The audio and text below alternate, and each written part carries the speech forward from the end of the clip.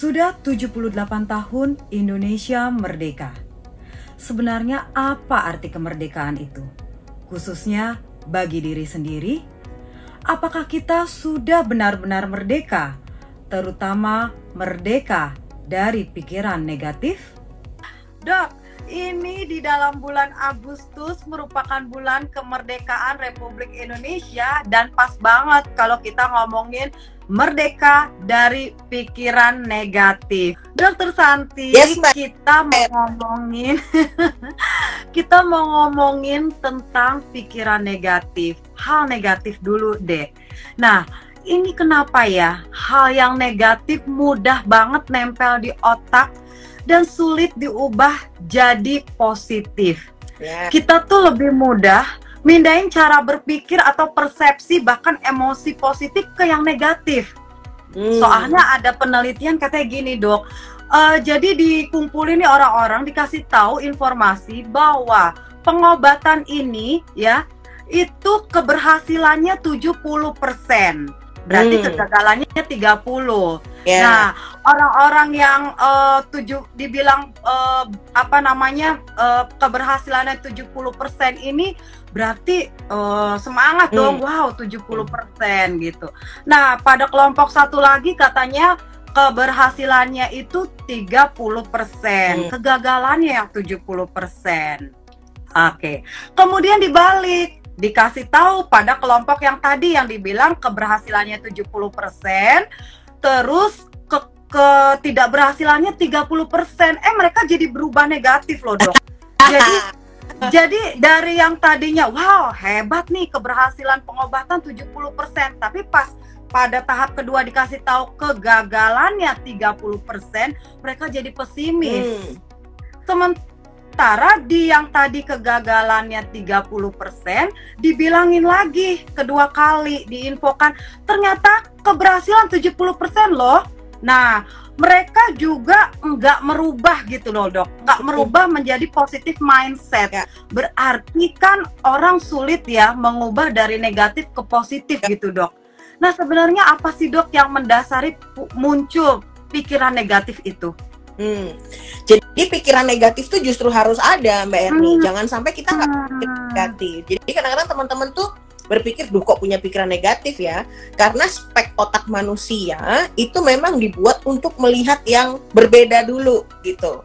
Melihat yang bahaya dulu. Nah, bahaya ini kan biasanya sesuatu yang mengancam kita ya, yang akan membuat kita menjadi lebih buruk gitu. Nah, kenapa itu diproduksi seperti itu?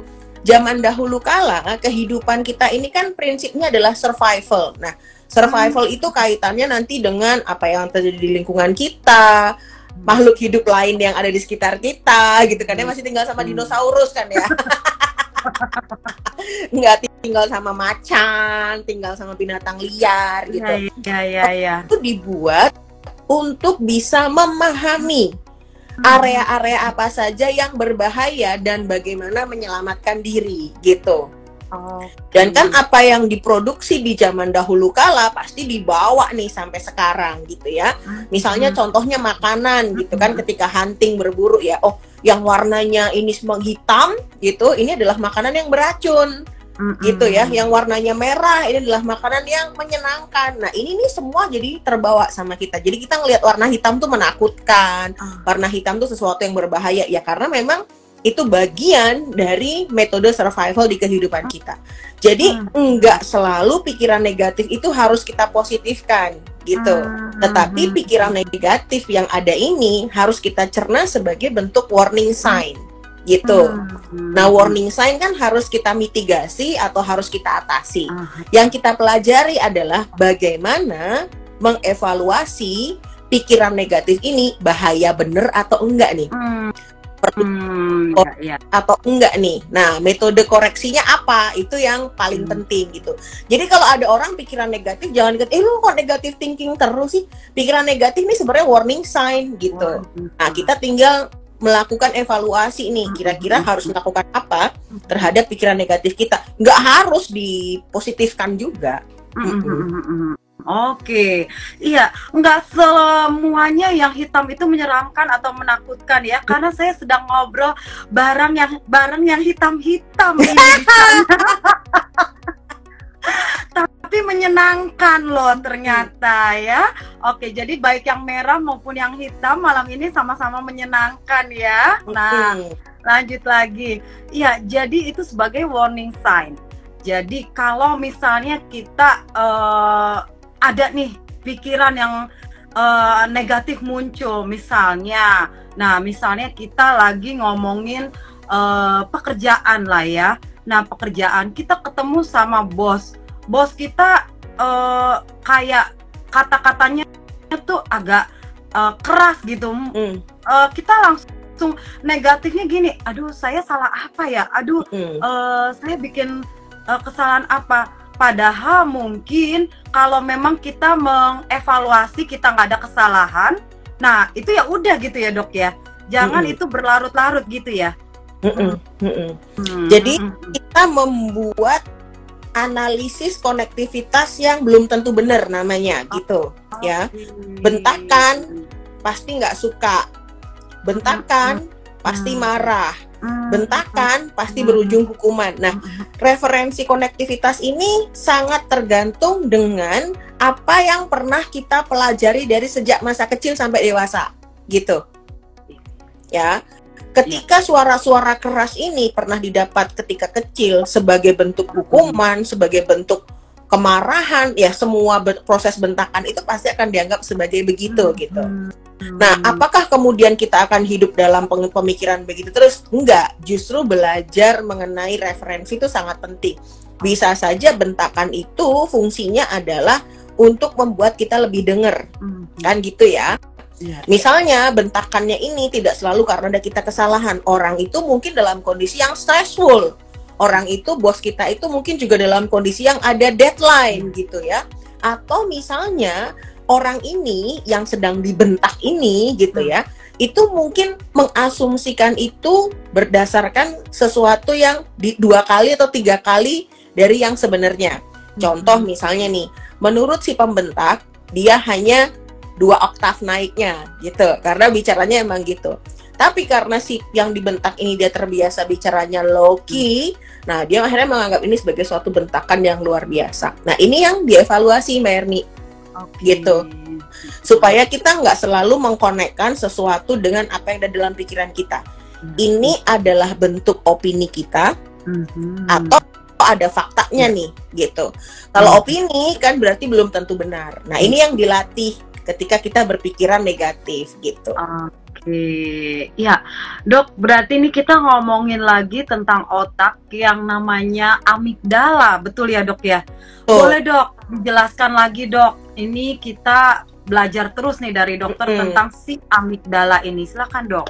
Ya, jadi amigdala ini kan adalah area pusat otak yang fungsinya sebagai fear center atau pusat ketakutan.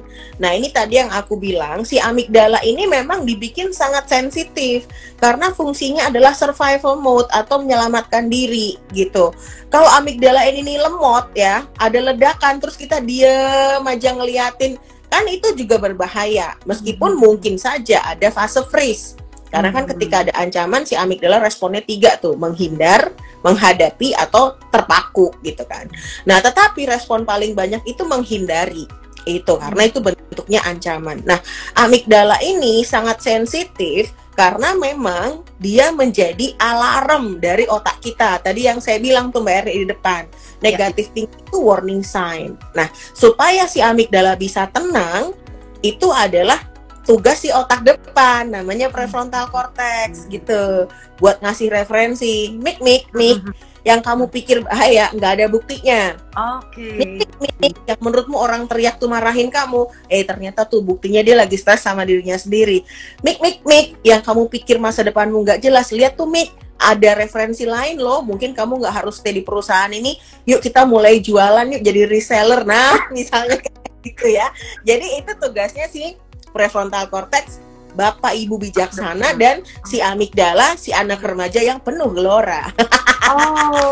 Oke, ya. Wow, mantap, gampang banget ya dicerna nih ya. Jadi amigdala ini juga harus diiniin lagi sama prefrontal, otak depan itu ya. Oke, harus ada buktinya dulu nih, jangan sampai. Benar. Oke, paham dok. Nah, ini kita memang sering bahwa dengan memikirkan kemungkinan yang terburuk. Nah, ini kita dapat menangkal hal buruk. Nah, atau kita mempersiapkan diri dari hal buruk yang mungkin menimpa kita. Tapi pada kenyataannya berarti itu harus divalidasi lagi ya dok ya? Betul. Ya. Oke. Jadi, misalnya kalau kita tuh langsung, kita harus mikirin nih kemungkinan di depan yang paling buruk bakal begini. Tapi kalau si prefrontalnya nggak connect atau nggak bekerja, gitu gimana tuh dok? Ya, jadi namanya amigdala hijack ya. Jadi ketika kita ketakutan luar biasa, amigdala ini mendominasi kerja otak kita gitu. Otak kita tuh kan nggak bisa semuanya dibikin 100% kan. Misalnya nih, amigdala 100%, prefrontal 100% gitu kan. Ini 100%. Ngutang dari mana energinya? Nggak ada, jatahnya cuma 100%. Jadi kalau dipakai amigdala 60, maka prefrontal pasti dapatnya cuma 40. Nah, proses ini yang perlu kita latih. Gimana caranya? Amigdala hijack ini sebenarnya hanya terjadi 10-15 menit, Mbak Erni. Gitu. Ya, jadi ketika si amigdala kita lagi ke hijack, lagi takut banget, lagi cemas banget, itu tidak kusarankan untuk segera mengambil keputusan atau mengambil kesimpulan gitu. Karena si otak bagian depan belum punya kesempatan buat ngasih referensi nih, gitu ya. Jadi kalau lagi panik, lagi cemas, lagi kalut, biasanya saya akan minta untuk klien saya take a deep breath dulu, ya mungkin minum air dulu, kasih nutrisi dulu otaknya supaya ada nutrisi yang buat membantu otak depan berpikir. Nah, nanti kemudian perlahan-lahan otak di depan ini memberi referensi tadi, mik, ternyata, mik, ternyata gitu. Sehingga si amigdala jadi punya bahan untuk menenangkan dirinya.